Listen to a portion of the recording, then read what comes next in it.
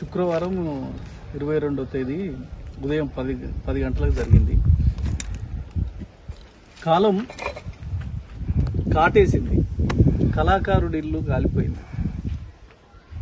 విధి వింత నాటకం కట్టుబట్టలతో నడి రోడ్డున నిలబెట్టింది. తెలంగాణ ఉద్యమంలో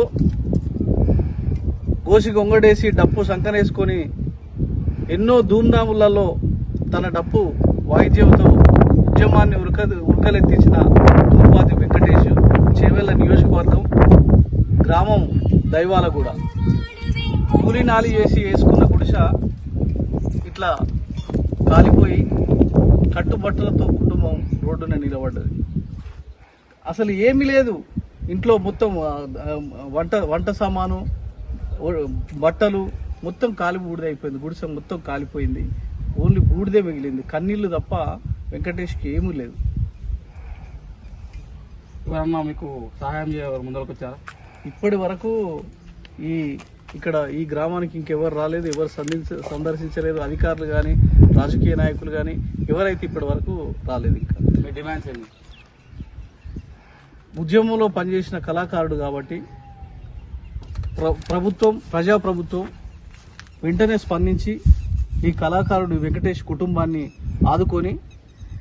ఆదుకోవాలని చెప్పి ఇందిరమ్మ ఇల్లు శాంక్షన్ చేసి వెంటనే కట్టించాలని చెప్పి కళాకారుల తరఫున మేము డిమాండ్ చేస్తున్నాం.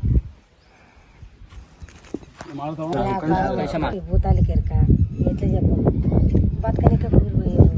అది 10 గంటలకే కాలుతుంది. బతుకున్నా కడుపులో పేరు లేదు. అందరికీ చెప్పినాము, అందరికి ఫోన్లు చేసారు. ఈ పక్క వాళ్ళంతా వచ్చిర్రు, సర్పంచ్ వచ్చిండు, నెంబర్ వచ్చిండు, చూసారు, పోయారు. కానీ మళ్ళీ ఇల్లు రాస్తామని అన్నారు. కానీ ఎవరో ఇక మళ్ళీ సెల్లు చూసలేదు, మళ్ళీ చూసలేదు. కడుపులకి అప్పు తెచ్చుకున్నాము, ఇల్లు రాలేదని అప్పు తెచ్చుకున్నాము. గురుకులల్లో పేట్ల తెచ్చుకొని గుడిసెల్లో పెట్టుకున్నాము. ఇటుకకు సిమెంట్కు రాయికి ఇస్తామని అన్న లోపట్లే మా చుట్టాలలో చచ్చిపోయారని వెళ్ళిపోయే వరకు ఈ పని ఇక్కడ అయ్యింది. అందరికీ నమస్కారం. మీరు అందరు సాయం ఇచ్చి మీరు అందరు సహకరించండి.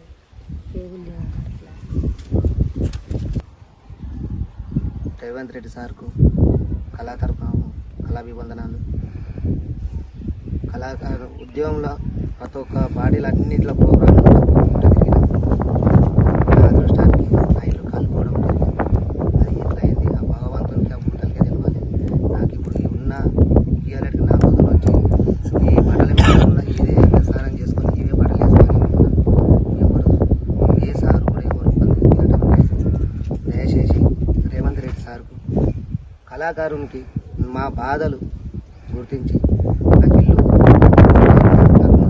కట్టియాలని సార్. అది టీఎస్ కళాకారుల దాంట్లో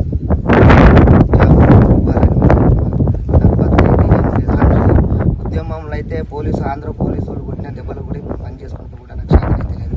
మిలియన్ మార్చు ట్యాంక్ బండి మేము పాతాల గడియ తీసుకొని నేర్నాల కిషోరన్న దేశంలో అంజనేయులు మేమందరం కలిసి ట్యాంక్ బండి మీద విగ్రహాలు వల్ల కొట్టుతుంటే ఆంధ్ర పోలీసు వాళ్ళు చాలా దెబ్బలు కొట్టారు. మేము దొరకలేము, దెబ్బలు తిన్నా సరే అని దొరకలేము. కిషోర్ అన్న దొరికిండు. అందరినీ ఇష్టం వచ్చిన దెబ్బలు కొట్టారు. చచ్చిపోయే వ్యక్తి కిషోర్ అన్న, ఆయన బతికి గడ మీద పడ్డారు. చాలా నాకైతే కళ్ళకి నీళ్ళెత్తున్నాయి.